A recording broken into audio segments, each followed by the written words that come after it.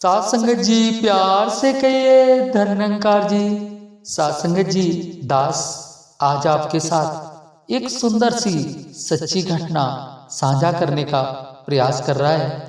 ये सात संगत जी जो सच्ची घटना है वो कुछ इस प्रकार है कि एक बहन जो सात संगत जी यूं मानिए कि विचार करने की बात है कि अगर हमारे जीवन में विद्या रूपी सुंदर धन अधिक हो और साथ में पूजा भक्ति करने का एक सूक्ष्म सा गुरूर अंदर हो तो सात संगत जी मन हमारा सातवें आसमान पर झूल रहा होगा।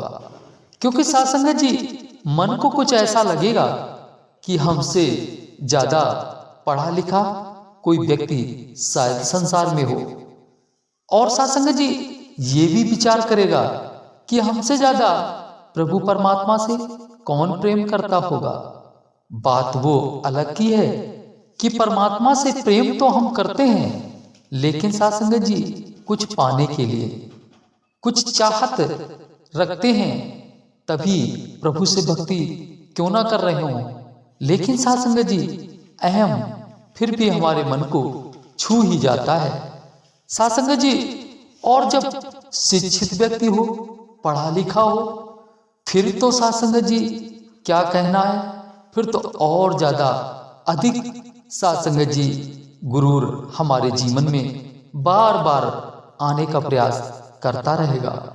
सात संगत जी ऐसा ही जीवन एक बहुत प्रिय बहन जो सात संगत जी उनका जीवन कुछ इसी प्रकार चल रहा होता है।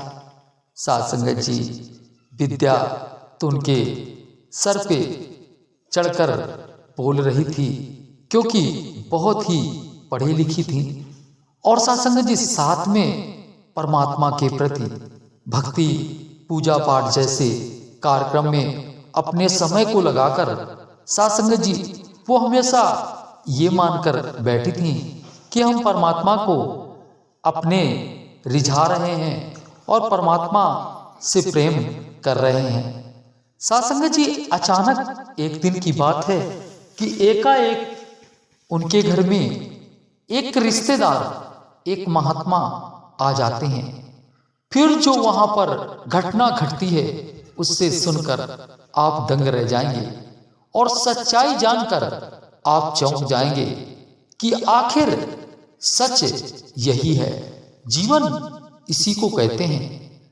और जो हमारे जीवन की कमाई है वो कुछ इसी प्रकार होने वाली है।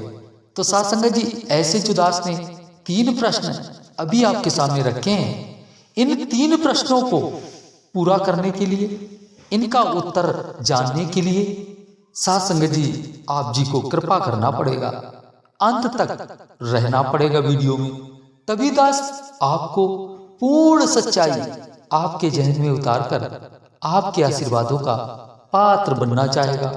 तो सात संगत जी कृपा करिएगा, जरूर अंत तक जरूर बने रहिएगा, जिससे दास आपको पूरी जानकारी दे पाए।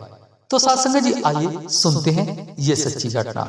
सात संगत जी एक गांव में एक बहुत शिक्षित बहन जो सात संगत जी अच्छे घर से थी, भले घर से थी, इसीलिए उनको इतनी ऊंची विद्या प्राप्त करने का अवसर उनके जीवन में आता है।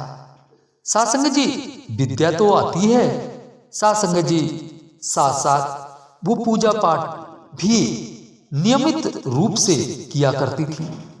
भक्ति में उनका जो रुझान था वो बहुत अच्छा और समर्पित था। सात संगत जी एक दिन अचानक उनके घर में सात संगत जी एक महात्मा जो ब्रह्मज्ञानी संत थे उनका आगमन होता है। सात संगत जी महात्मा उनके घर आए, ये कृपा प्रभु की है। क्योंकि सात संगत जी कहते हैं लोग कि जब जब प्रभु परमात्मा किसी पे कृपा करते हैं तो ये इंसान के रूप में ही उनके घर जाकर उनका भला कर देते हैं। बात कुछ ऐसी ही थी। वो दिन, वो पल, वो घड़ी बहुत ही सुंदर थी जब सात संगत जी एक ब्रह्मज्ञानी महात्मा जी का आगमन उनके घर होता है। साथ संगत जी, महात्मा सभी की तरह वो भी अपने रिश्तेदारों से मिलने के उद्देश्य से गए होते हैं। तभी साथ संगत जी उनको वहां पर 2 दिन रुकना पड़ जाता है।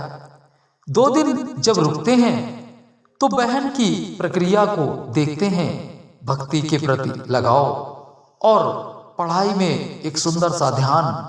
तो साथ संगत जी उन्हें ऐसा लगा कि इतना प्रेम प्रभु परमात्मा के प्रति समर्पण बहन का जब बिना देखे है, बिना दर्शन के है, तो अगर प्रभु को ये जान लेगी तो शायद इनकी भक्ति और तीव्र होगी और इनका जो ये जीवन अभी बिना प्रभु को देखे व्यर्थ में बीत रहा है वो सार्थक हो जाएगा। ये उद्देश्य लेकर महात्मा जी ने बहन से बात को छेड़ दिया।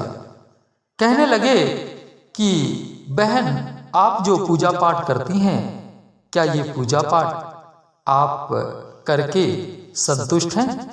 तो कहने लगे, हाँ क्यों नहीं, हमें प्रभु परमात्मा जो भी हम मांगते हैं वो हमें मिल जाता है और हमें इससे ज्यादा क्या चाहिए।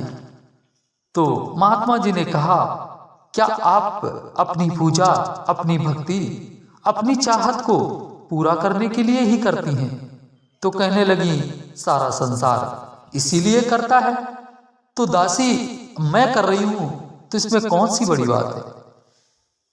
महात्मा ने कहा कि बहन, भक्ति इसे नहीं कहते हैं, भक्ति का नाम समर्पण है। और समर्पण तब हमारे जीवन में आएगा जब हमारे जीवन में कोई शर्त रूपी हमारे अंदर भाव नहीं होंगे, क्योंकि शर्त भक्ति में शर्त नहीं चलती है।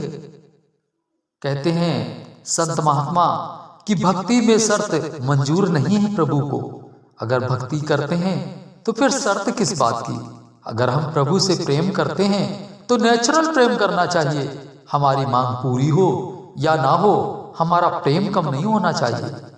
साथ संगत जी, अब बहन ने कहा कि हमें इतना तो भक्ति करने का अनुभव नहीं है, लेकिन हम जो भी कर रहे हैं हम खुश हैं। साथ संगत जी, महात्मा जी ने कहा कि जिस प्रभु को आप इतना प्रेम पूर्वक प्यार प्रेम कर रही हैं, अगर इनके आपको दर्शन करने का अवसर मिल जाए तो क्या होगा।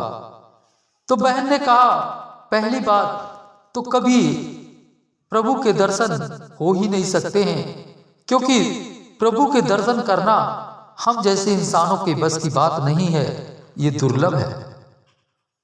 महात्मा जी ने कहा कि अगर ये प्रभु परमात्मा दुर्लभ है तो फिर संत तुलसीदास ने ऐसे क्यों कहा है कि है निकट सूझत नहीं और धिग धिग ऐसे जिंद, तुलसी इस संसार को भयो मोतिया बिन। महात्मा जी ने कहा कि अगर परमात्मा देखा नहीं जा सकता था तो निकट क्यों बोला गया, और निकट बोलने के बाद महात्मा तुलसीदास ने ये क्यों कहा कि ऐसी आंखें, ऐसी जिंदगी, धिक्कार है ऐसी जिंदगी को जिसमें प्रभु परमात्मा के दर्शन करने का अवसर ना मिले। और वो आंखें मोर की पंख की भांति हैं। मोर की पंख में जो आंख छपी होती है उस आंख के समान है जिसमें जिन आंखों ने प्रभु परमात्मा के दर्शन नहीं किए। जब ऐसे प्रश्न बहन के सामने महात्मा जी रखते हैं तो बहन हक्की बक्की सी रह जाती हैं। कहती हैं, बात में तो आपकी दम है और ये सच्चाई है, क्योंकि महात्मा तुलसीदास कोई आम इंसान नहीं थे। उनका नाम इतिहास में है, शास्त्रों में है। वो महात्मा एक बहुत ही ज्ञानी थे और उनके द्वारा ये दोहा बोला गया है, तो इसका मतलब तो कुछ ना कुछ जरूर होगा। ये तो सच्चाई है कि परमात्मा के दर्शन किए जा सकते हैं और परमात्मा को पाया जा सकता है। जब बात बहन के छोटी सी बात टच कर गई तो बहन ने क्रोधना चालू कर दिया, बात को और आगे बढ़ाया, लंबी बातें करनी शुरू कर दी। बहन जानने की तीव्रता बहन की बढ़ जाती है और महात्मा जी से तरह तरह के तर्क करके बहन परमात्मा के बारे में जानना आरंभ कर देती है। महात्मा जी ने बारी बारी उनके प्रश्नों का उत्तर दिया और समझाते हुए कहा कि बहन, जो आप पूजा पाठ करके अपनी मांग को पूरी कर रही हैं, यह सिर्फ आप 50-60 साल का जो जीवन है, इसके लिए आप खुशियां प्राप्त कर रही हैं। और जब ये शरीर आप छोड़ेंगी, इसके बाद आप कहाँ जाएंगी, क्या बनेंगी, क्या रहेंगी, क्या करेंगी, उसके बारे में क्या सोचा है? अगर आप 84 में इस जीवन को भोगने के बाद फिर से 84 मिल गई, तो आपका परमात्मा के प्रति प्रेम करना व्यर्थ हो जाएगा, क्योंकि परमात्मा की पूर्ण भक्ति करने का अवसर उन्हें ही मिलता है जो प्रभु परमात्मा को विराट रूप की लगता करके इस प्रभु परमात्मा को हाजिर नाजिर देखकर अपने जीवन को जीते हैं। असल में वो ही मोक्ष के अधिकारी बन पाते हैं। प्रभु परमात्मा की शरण में वो ही व्यक्ति जा सकते हैं जो इस प्रभु परमात्मा को हाजिर नाजिर देख लेते हैं। जब साध संगत जी इस तरह की बातें बहन के कानों में पड़ी, बहन बहुत आनंदित हुई और उन्होंने बिना परमात्मा को जाने ही महात्मा के चरणों में सर रख दिया। कहने लगी, आपने अब तक जितनी बातें की हैं, ये कोई आम इंसान नहीं कर सकता है। आपके पास जरूर ऐसा अमोलक दिव्य ज्ञान मौजूद है जिसके कारण आपके अंदर इतनी मीठी सुरीली आवाज और इतना समर्पण और इतने दावे के साथ इस तरह परमात्मा को पाने की बातें आप कर रहे हैं, तो आप साधारण नहीं हो सकते। महात्मा ने अनुकंपा दिखाई और बहन को ले जाकर सत्संग भवन में बिठाया और अंत में ब्रह्म ज्ञान कक्ष में ले जाकर इस विराट रूप की लगता कराई। और जैसे ही इस प्रभु परमात्मा को बहन ने जाना, तो बहन खुशी से झूम उठी और अपने जीवन को इस निरंकार प्रभु परमात्मा में समर्पण करके जीने लगे।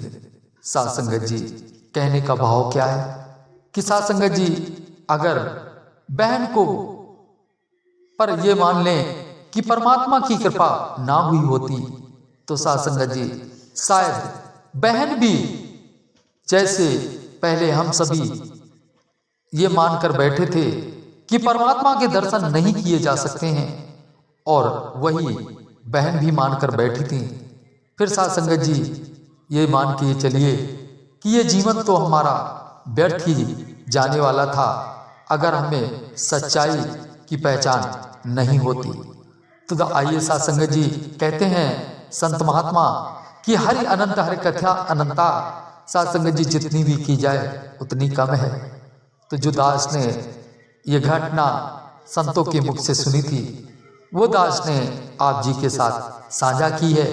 ये घटना स्वयं बहन अपने मुख से सत्संग में बता रही थी कि कैसे प्रभु परमात्मा की मुझ गरीब पर कृपा हुई और कैसे प्रभु परमात्मा की हमें शरण प्राप्त होती है। तो दास और शब्दों का सहारा नहीं लेगा, अंत में बस यही कहना चाहेगा कि सबका भला करो भगवान, सबका सब विधि हो कल्याण। प्यार से कहिए प्यारे हो।